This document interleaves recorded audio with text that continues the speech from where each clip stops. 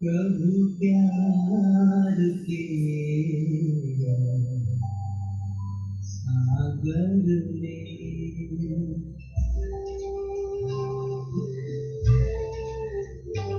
प्रभु प्यार के सागर में,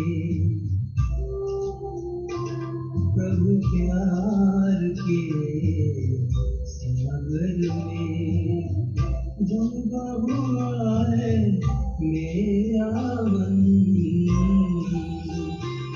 इतना आनंद है दिल में, रौनक बन गया है जीवन, प्रभु प्यार के सागर में डूबा हुआ है मेरा मन, प्रभु प्यार के सागर में।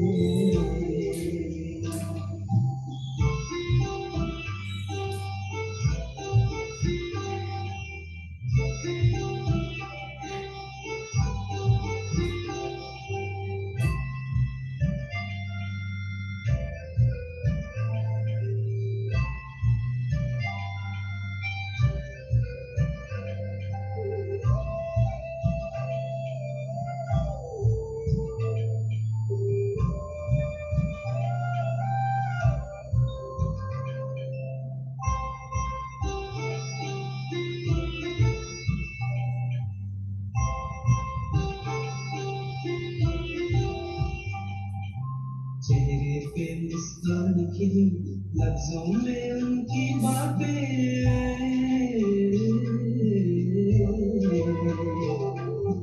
चेहरे पे मुस्कान खिली, लफ्जों में उनकी बातें, महका हुआ गुलशन जैसा दिल महका, महकी रातें, मन झूम रहा हर रंग, सात सुरों में जैसे है सरगम,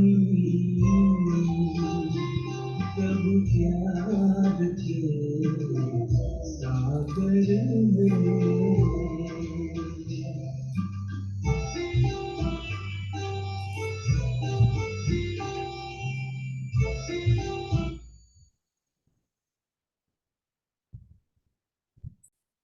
ओम शांति।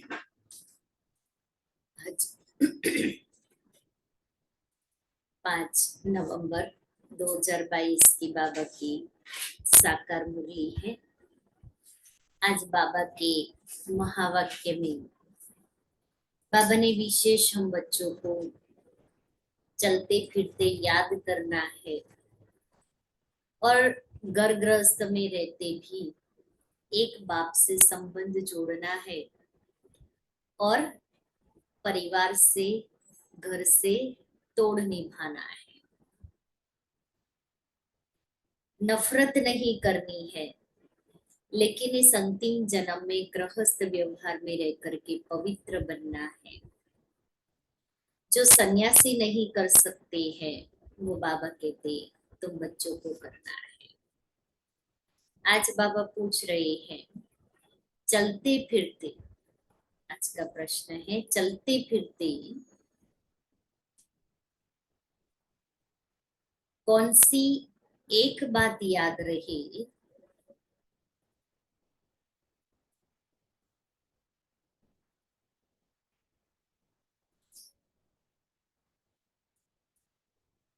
तो भी तुम रूहानी यात्रा पर हो।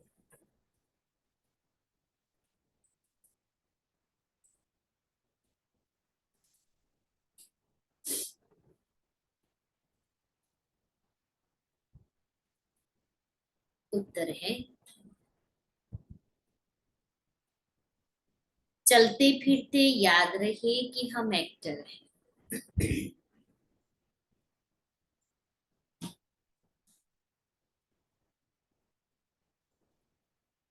हमको अब वापिस घर जाना है।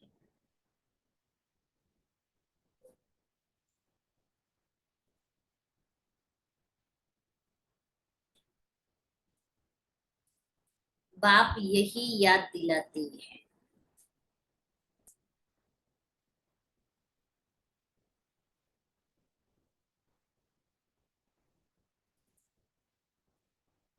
बच्चे,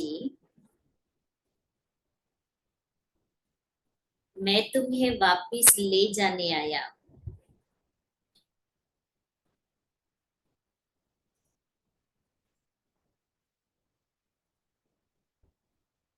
इस स्मृति में रहना ही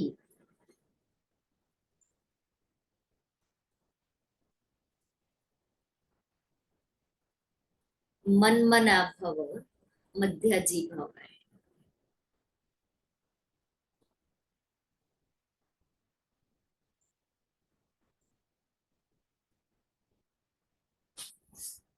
यही रूहानी यात्रा है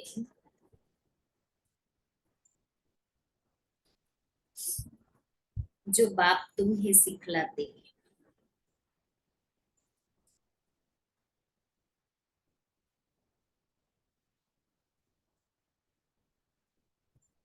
दूसरा प्रश्न है, सद्गति के लक्षण कौन से हैं?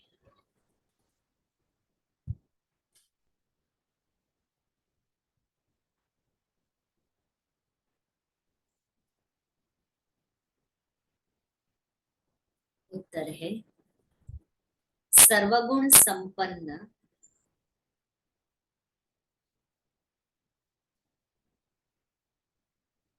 सोलह कला संपूर्ण,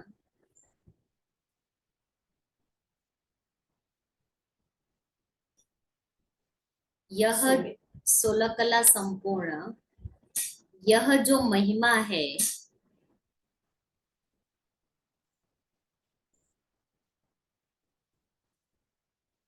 यही सद्गति के लक्षण है।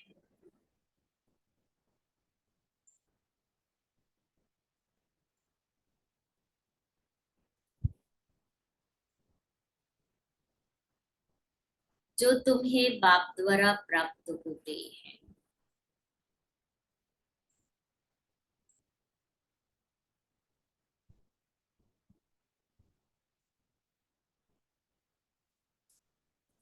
मीठे बच्चे,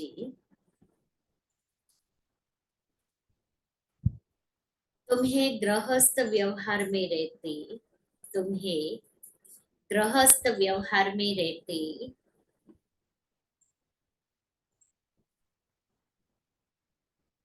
सभी से तोड़ निभाना है।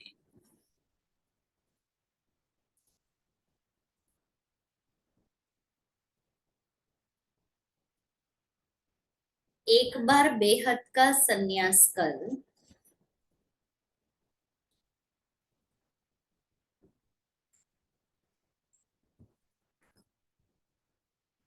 21 जन्म की प्रारब्ध बनानी है।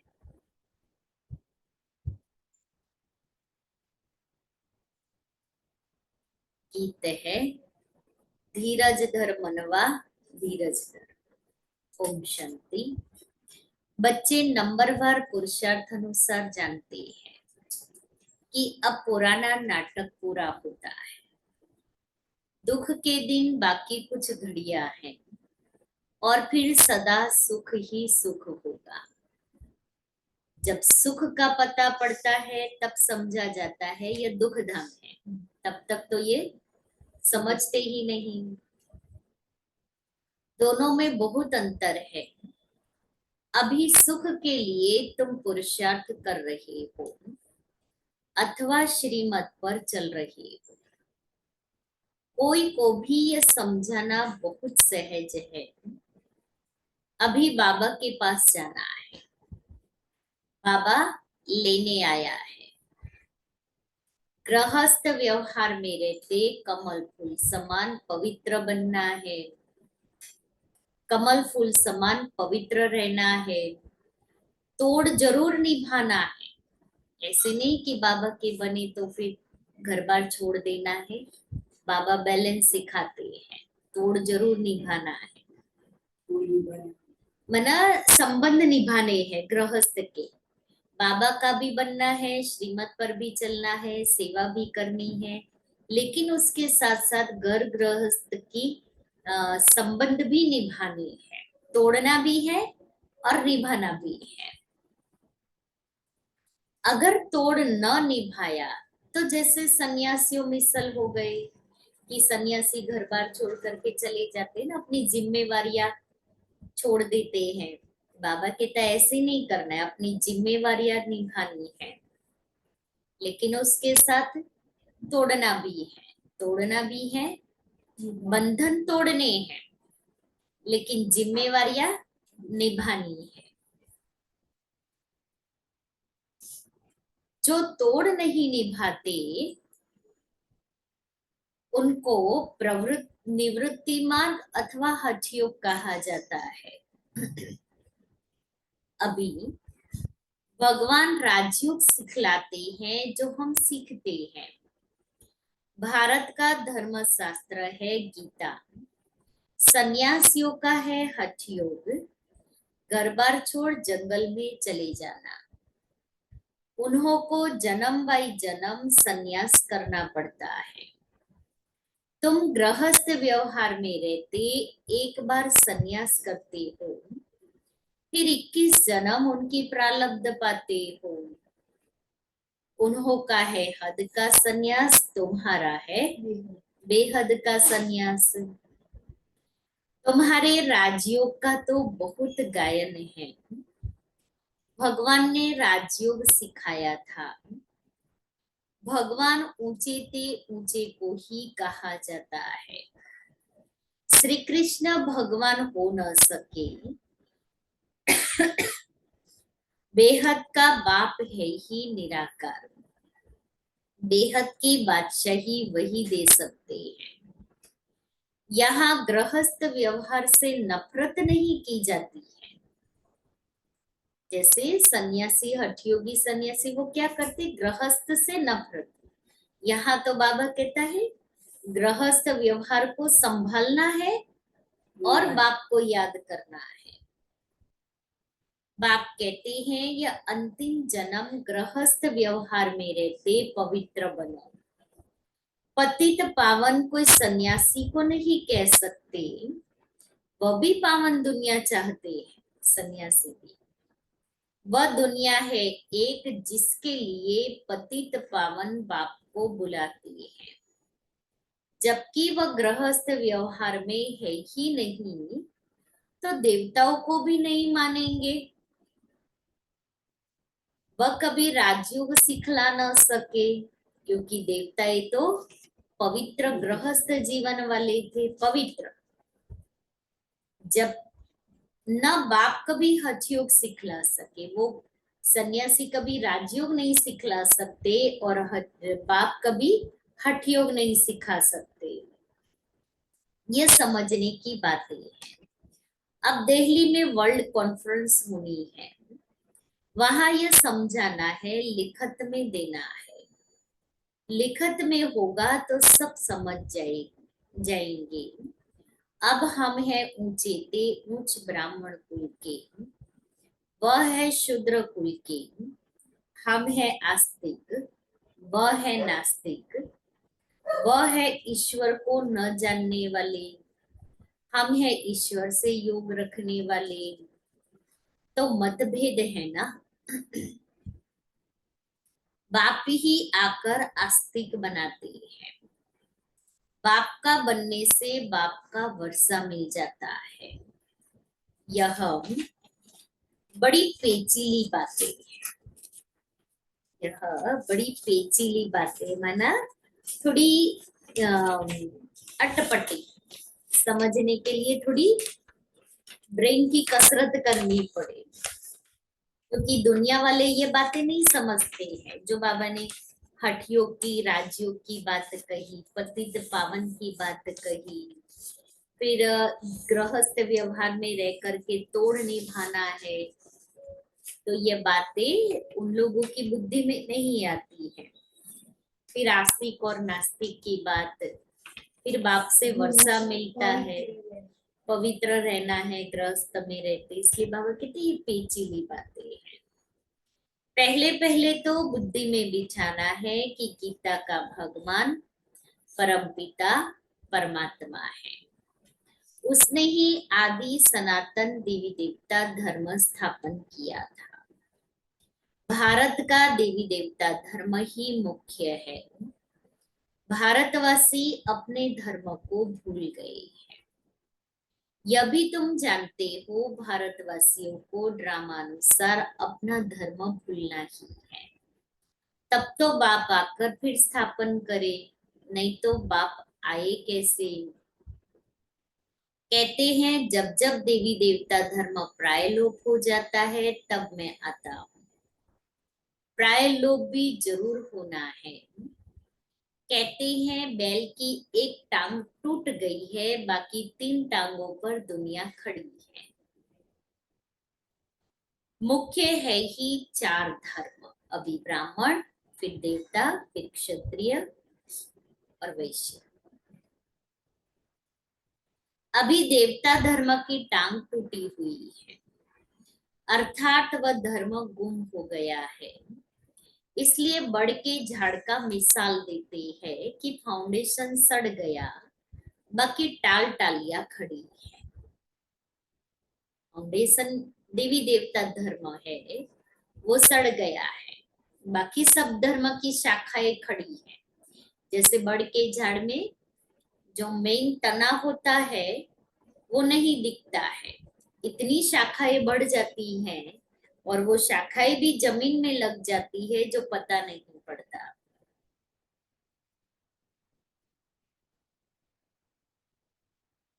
तो इनमें भी फाउंडेशन देवता धर्म का है नहीं।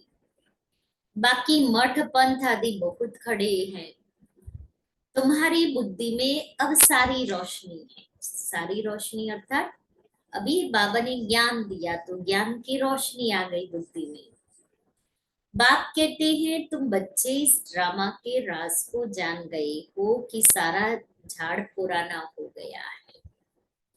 कलयुग के बाद सत्युग को आना है जरूर, चक्र को फिरना है जरूर। बुद्धि में रखना है कि अब नाटक पूरा हुआ है, हम जा रहे हैं। चलते फिरते यह याद रहे कि अब हमको वापिस जाना है। मन मना भव मध्याजी भव का भी यही अर्थ है। कोई भी बड़ी सभा में भाषण आदि करना है तो यही समझाना है कि परमपिता परमात्मा फिर से कहते हैं, हे बच्चे, देह सहित देह के सब धर्म त्याग, अपने को आत्मा समझ बाप को याद करो तो पाप दग्ध होंगे।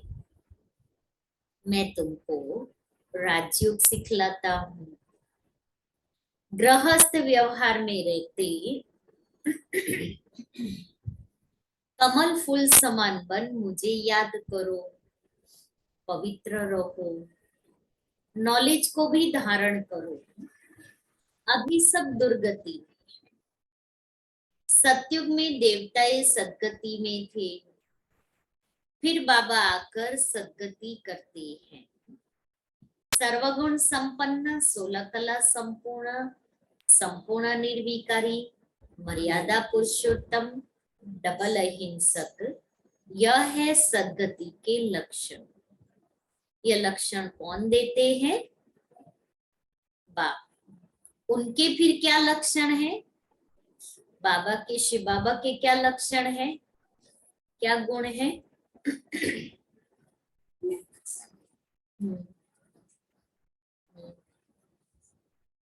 फिर और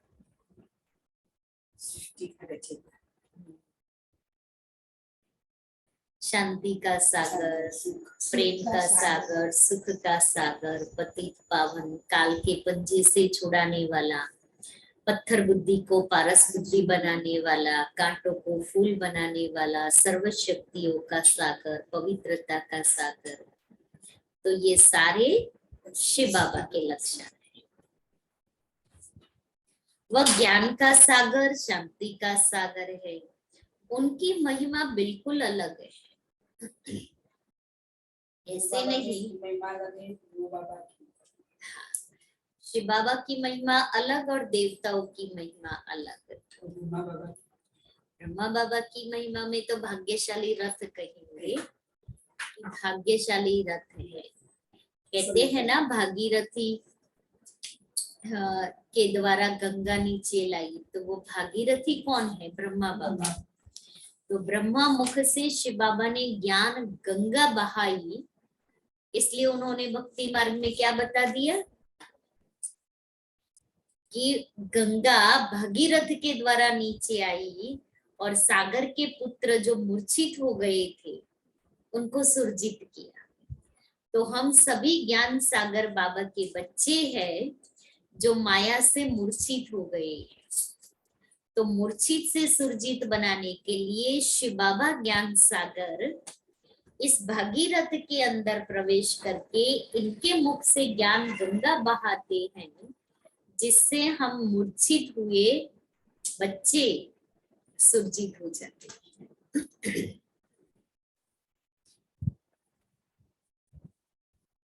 उनकी महिमा बिल्कुल अलग है। ऐसे नहीं सब एक ही एक है, एक बाप है, हम सब आत्माएं बच्चे हैं।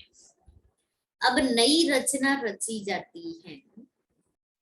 हम प्रजापिता ब्रह्मा की सब औलाद है, परंतु वो लोग इन बातों को समझ नहीं सकते।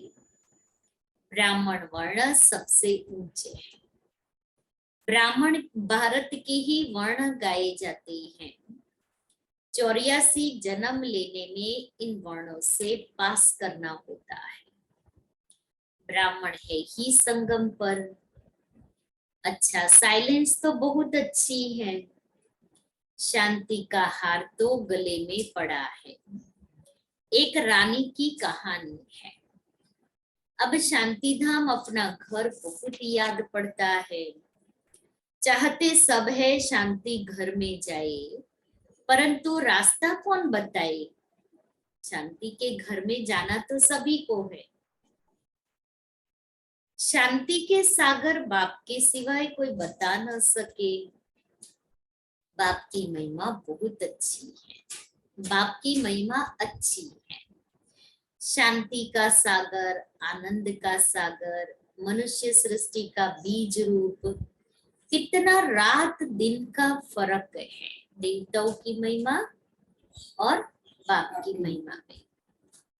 कृष्ण को सृष्टि का बीज रूप कह न सके, बाप की महिमा ही अलग है। सर्वव्यापी कहने से महिमा सिद्ध नहीं होती। ऐसे भी नहीं परमात्मा बैठ अपनी पूजा करेंगे। परमात्मा सदैव पूज्य है, वह कभी पुजारी नहीं बनता। ऊपर से जो भी आते हैं वह पूज्य से पुजारी बनते हैं। परमधाम से जो आत्माएं नीचे आएगी वो पहले पूज्य होगी, उसके बाद पुजारी। सर्वव्यापी पॉइंट्स तो बहुत है। अब देखो आते तो कितने ढेर है, परंतु निकलते कोटों में कोई है, क्योंकि मंजिल ऊंची है। प्रजा तो ढेर बनती रहेगी, परंतु कोटों में कोई माला का दाना बनते हैं।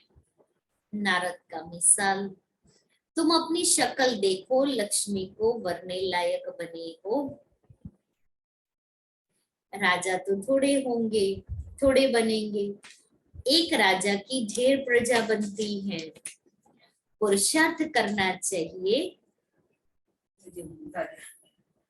ऊंच बनने का।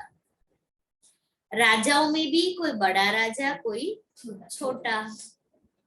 भारत के कितने राजाएं हैं, कितनी राजाइयां चली आती है। शुरू से सतयुग से लेकर के राजाई चलती है। सतयुग से लेकर के कितने राजाएं। एक बार बाबा बोली में विजय राजा उन्होंने पुरस्कार करो पूछ रहा है बनवाने में। महाराजा महारानी बनने का पुरुषार्थ करना है।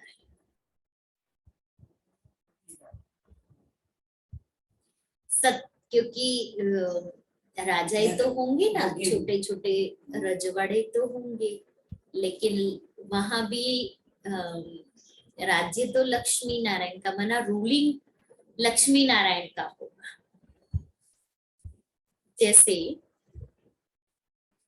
क्वीन एलिजाबेथ टू थी तो वो इंग्लैंड की महारानी कहलाती थी, लेकिन पूरे यूरोपियन कंट्रीज जब वो महारानी बनी तब 152 कंट्रीज की वो महारानी थी।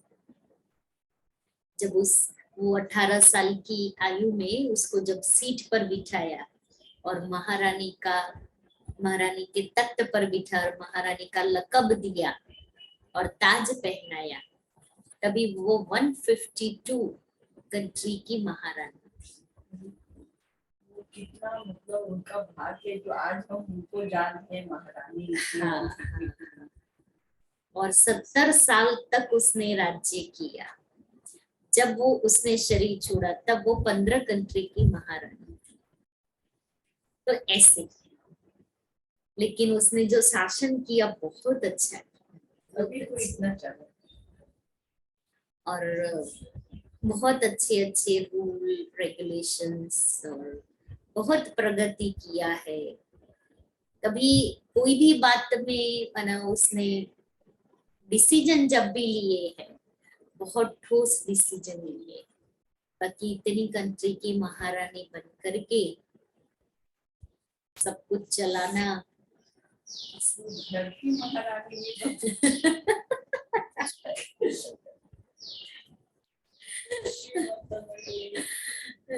लेकिन मैंने वो तो कोई सब जगह थोड़ी, लेकिन उसकी एक विशेषता थी, उसने कहीं भी कोई प्रकार का इंटरफियरेंस नहीं किया है। ये बहुत बड़ी विशेषता होती है कि उनके अंदर फेथ रख करके काम करने दिया। तो आज इतनी कहे की वृद्धि हुई कि उनका मना उस कंट्री को चलाने वाले लोगों की इतनी प्रगति हुई। इसलिए हम अपने आप को भी देखें कि हम भी कब तक सब कुछ करते रहेंगे। हम भी तो थोड़ा थोड़ा अपने आप को फ्री करते जाएंगे ना, जिम्मेवारी सौंपेंगे। जब दादी जानकी जी विदेश गए तो विदेश में थोड़ी बहनें थी, और जब बहनें सेंटर पर रहने के लिए आई तो वो तो छोटी छोटी आयु के दादी के उम्र के हिसाब से तो, लेकिन दादी ने उन सब में फेथ रखा और फेथ रख करके सेवाएं दी। तो आज विदेश में इतनी सेवाएं हुई। अगर वो विश्वास नहीं रखते, वो सेवा दादी सौंपते ही नहीं, तो आज इतना विस्तार विदेश में थोड़ी ही होता। और हमें भी वो विश्वास जीतना भी है। ऐसे नहीं कि उन्होंने फेथ रखा इसलिए मैं जैसे जो है करती रहूं। मुझे भी उनका विश्वास जीतना है। इसलिए बाबा कहता है कि बाबा क्यों हम बच्चों को इतनी रोज शिक्षाएं देता है, क्योंकि हमें यही तो फैमिली, मुझे सत्युग में भी साथ में रहने वाले हैं। स्टेटस हर एक के अलग अलग होंगे लेकिन साथ में तो होंगे ना। इसलिए मुझे यहाँ सभी से बना के रखना है, किसी से दुश्मनी नहीं बना करनी है। राजाओं में भी कोई बड़ा राजा कोई छोटा। भारत के कितने राजाएं हैं, कितनी राजाइयां चली आती है। सतयुग में भी बहुत राजाएं महाराजाएं होते हैं। महाराजाओं के फिर प्रिंस प्रिंसेस भी होते हैं। उनके पास बहुत प्रॉपर्टी होती है, राजाओं के पास कम प्रॉपर्टी होती है। अभी है प्रजा का प्रजा पर राज्य। अभी राजधानी स्थापन हो रही है। यह है श्री लक्ष्मी नारायण बनने की नॉलेज। उसके लिए ही तुम पुरुषार्थ कर रहे हो। पूछते हैं लक्ष्मी नारायण का पद पाएंगे व राम सीता का? तो सब कहते हैं बाबा हम लक्ष्मी नारायण, तो सब कहते हैं लक्ष्मी नारायण का बाप से पूरा वर्षा लेंगे। वंडरफुल बातें हैं और कोई जगह ये बातें नहीं है, ना कोई शास्त्रों में है। अब तुम्हारी बुद्धि का ताला खुल गया है ना। बाबा को कितनी मेहनत पड़ी हमारी बुद्धि का ताला खोलने में। कभी भी तो रोज रोज बोलते हैं। हाँ, रोज रोज खोलना ही पड़ता है, क्योंकि सारे दिन में कारोबार करते ऑटोमेटिक यहाँ लॉक लग जाता है। फिर दूसरे दिन सुबह बाबा इतनी जोर से ऐसे ऐसे चाबी लगा लगा लगा लगा के बुद्धि के कपाट खोल देते हैं। बाप समझाते हैं चलते फिरते याद करो, और क्या करो, चलते फिरते अपने को एक्टर समझो कि मैं एक्टर हूँ, मैं एक्ट करने आया, मुझे एक्टिंग करके मेरी एक्टिंग पूरी हो जाएगी, मुझे घर जाना है। अब हमको वापस जाना है, ये सदैव याद रहे। इसको ही मन मना भव मध्याजी भव कहा जाता है। बाप घड़ी घड़ी याद दिलाते हैं, बच्चे तुमको वापस ले जाने आया। यह है रूहानी यात्रा, यह बाप के सिवाय और कोई करा नहीं सकते। भारत की ही महिमा करनी है। यह भारत होलिएस्ट लैंड है। सर्व के दुख हरता सुख करता सबके सदगति दाता बाप का बर्थ प्लेस है। वही बाप सबका लिबरेटर भी है। यह बड़े ते बड़ा तीर्थ स्थान है। भारतवासी भल शिव के मंदिर में जाते हैं, परंतु वह बाप को नहीं जानते। गांधी को जानते हैं, समझते हैं वह बहुत अच्छा था, इसलिए उन पर जाकर फूल चढ़ाते हैं, लाखों खर्चा करते हैं। अब इस समय है उन्हों का राज्य, जो चाहे सो कर सकते हैं। यह तो बाप बैठ गुप्त धर्म की स्थापना करते हैं। भारत में पहले देवताओं का राज्य था। दिखाते हैं असुरों और देवताओं की लड़ाई लगी, परंतु ऐसी बात है नहीं। यहाँ युद्ध के मैदान में माया पर जीत पाई जाती है। माया पर जीत तो जरूर सर्वशक्तिमान बाप ही पहनाएंगे। बाप ही रावण राज्य से छुड़ाए राम राज्य की स्थापना कर रहे हैं। बाकी वहां लड़ाई आदि की बात होती नहीं। अभी देखो, मनुष्य में शक्तिवान क्रिश्चियन लोग हैं, वह सब पर जीत पहन सकते हैं, परंतु वह विश्व का मालिक बने ये कायदा नहीं है। इस राज को तुम ही जानते हो। इस समय सर्वशक्तिवान राजधानी क्रिश्चियन की है, नहीं तो उन्हों की संख्या सबसे कम होनी चाहिए, क्योंकि लास्ट में आए हैं। परंतु तीनों धर्मों में यह सबसे तीखा है, क्रिश्चियन, बौद्धी और इस्लामी। सबको हाथ में कर बैठे हैं। यह भी ड्रामा बना हुआ है। इन द्वारा ही फिर हमको राजधानी मिलनी है। कहानी भी है, दो बंदर लड़े, माखन तीसरे को मिल जाता है। वह आपस में लड़ते हैं, माखन भारतवासियों को मिल जाता है। कहानी तो पाई पैसे की है, अर्थ कितना बड़ा है। मनुष्य एक्टर होते भी ड्रामा को नहीं जानते। इस ज्ञान को समझते फिर भी गरीब है। शाहूकार लोग कुछ भी नहीं समझते। गरीब निवास पतित पावन बाप ही गाया हुआ है। अब प्रैक्टिकल में पार्ट बजा रहे हैं। बड़ी बड़ी सभाओं में तुमको समझाना है। विवेक कहता है कि धीरे धीरे वाह निकलेगी, लास्ट मोमेंट में डंका बजना है। अभी तो बच्चों पर ग्रहचारी बैठती रहती है। लाइन क्लियर नहीं है, विघ्न पड़ते रहते हैं।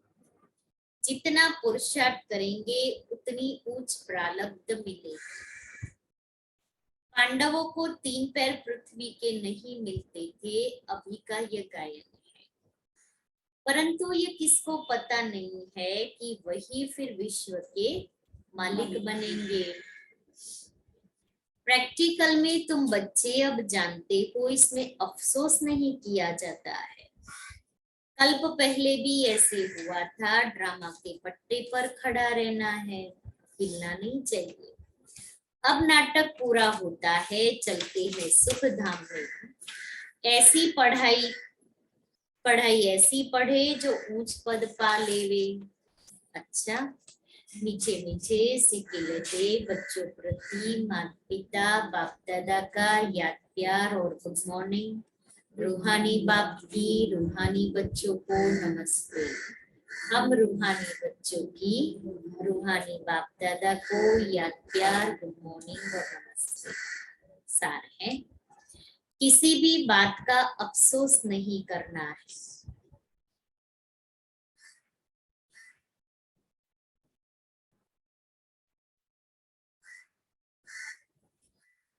अपनी बुद्धि की लाइन सदा क्लियर रखना। अपनी बुद्धि की लाइन सदा क्लियर रखनी है।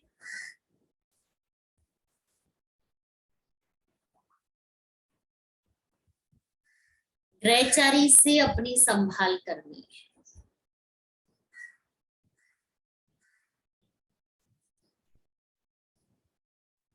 ग्रहचारी से अपनी संभाल करनी है। दूसरा है गृहस्थ व्यवहार से तोड़ निभाना। गृहस्थ व्यवहार से तोड़ निभाना।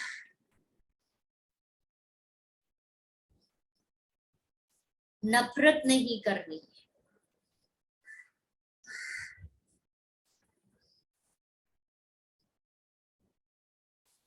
कमल फूल समान रहना है।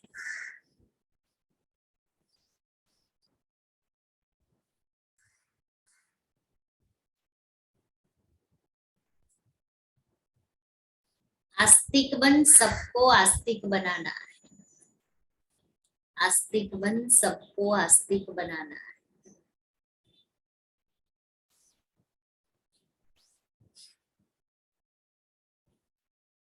वरदान है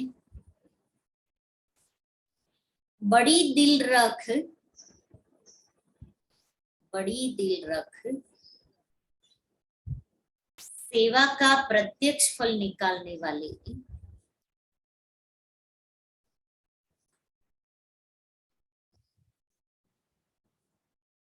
विश्व कल्याणकारी भव।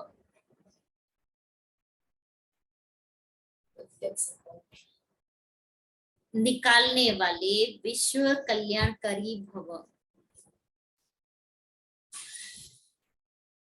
जो बच्चे बड़ी दिल रख करके सेवा करते हैं तो सेवा का प्रत्यक्ष फल भी बड़ा निकलता है। कोई भी कार्य करो तो स्वयं करने में भी बड़ी दिल और दूसरों को सहयोगी बनाने में भी बड़ी दिल हो। स्वयं प्रति व साथी सहयोगी आत्माओं प्रति संकुचित दिल नहीं रखो। बड़ी दिल रखने से मिट्टी भी सोना हो जाती है। कमजोर साथी भी शक्तिशाली बन जाते हैं। असंभव सफलता संभव हो जाती है। इसके लिए मैं की बलि चढ़ा दो तो बड़ी दिल वाले विश्व कल्याणकारी बन जाएंगे। स्लोगन है कारण के निवारण में, कारण को निवारण में परिवर्तन करना ही शुभ चिंतक बनना है। कारण को निवारण में परिवर्तन करना ही शुभ चिंतक बनना है। मातेश्वरी जी के अनमोल महावाक्य। तुम माता पिता हम बालक तेरे, तुम्हारी कृपा से सुख घनेरे। अब यह महिमा किसके लिए गाई हुई है? अवश्य परमात्मा के लिए गायन है, क्योंकि परमात्मा खुद माता पिता के रूप में आए इस सृष्टि को अपार सुख देता है। जरूर परमात्मा ने कब सुख की सृष्टि बनाई है, तभी तो उनको माता पिता कहकर बुलाते हैं। परंतु मनुष्यों को यह पता ही नहीं है कि सुख क्या चीज है। जब इस सृष्टि पर अपार सुख थे, तब सृष्टि पर शांति थी, परंतु अब वो सुख नहीं है। अब मनुष्य को यह चाहना उठती अवश्य है कि जो सुख हमें चाहिए, फिर कोई धन पदार्थ मांगते हैं, कोई बच्चे मांगते हैं, कोई तो फिर ऐसे भी मांगते हैं कि हम पतिव्रता नारी बने। हर एक की चाहना तो सुख की ही रहती है ना। तो परमात्मा भी कोई समय उन्हों की आश अवश्य पूर्ण करेंगे। तो सतयुग के समय जब सृष्टि पर स्वर्ग है, तो वहां सदा सुख है। जहां स्त्री कभी विधवा नहीं बनती, तो वो आश सतयुग में पूर्ण होती है, जहां अपार सुख है। बाकी तो इस समय है ही कलयुग। इस समय तो मनुष्य दुख ही दुख भोगते हैं। बाकी जब मनुष्य अति दुख भोगते हैं, तो कह देते हैं कि प्रभु का भाना मीठा करके भोगना है। परंतु जब स्वयं परमात्मा आकर हमारे सारे कर्मों का खाता चुकतू करता है, तभी हम कहेंगे तुम माता पिता हम बालक तेरे। ओम शांति।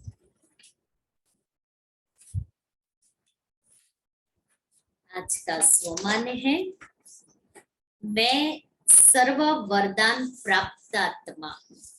मैं सर्व वरदान प्राप्त आत्मा हूँ। आज की सभा वरदाता द्वारा सर्व वरदान प्राप्त की हुई आत्माओं की है।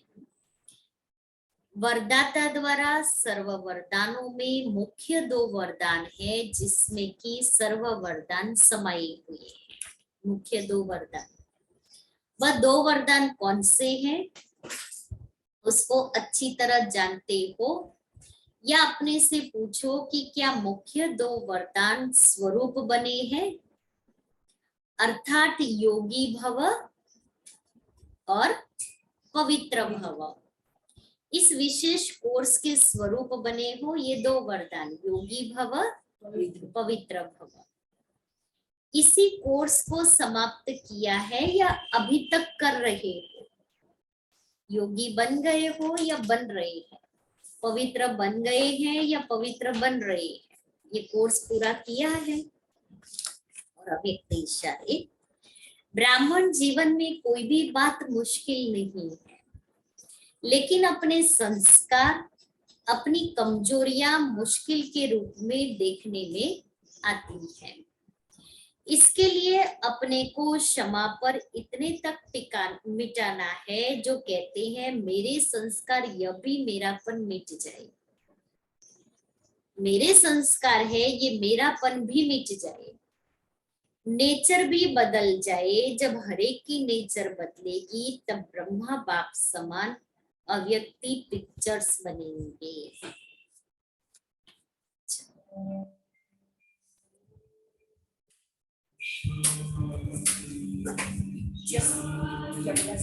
पिक्चर्स बनाइए।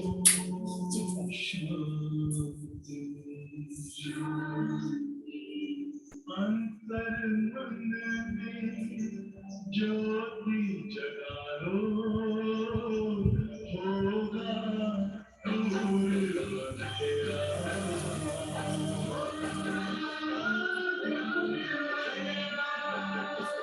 शिव का कर लो ध्यान, आराधना।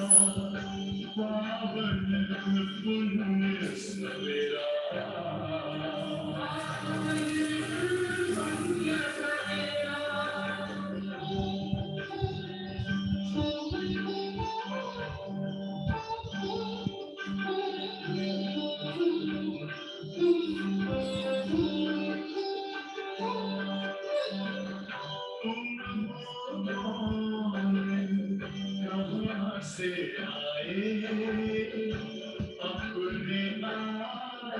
को जानो राजयोग के द्वारा अपना वर्ग पिता पहचानो इसी राज पथ पर चल कर तुम पालो अपना बसेरा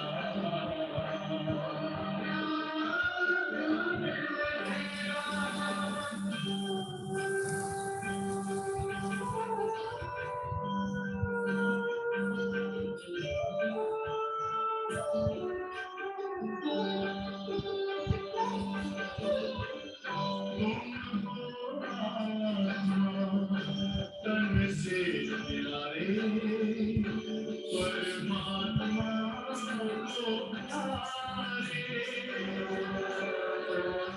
दिव्य गुणों को धारण करके योगी बनो दुलारे ज्योति बिंदु की तोड़ेगा ये माया मोह का घेरा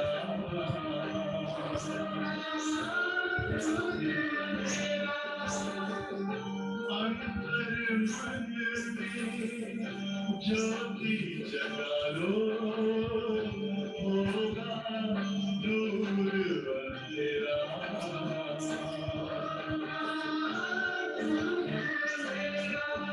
ओम शांति ओम शांति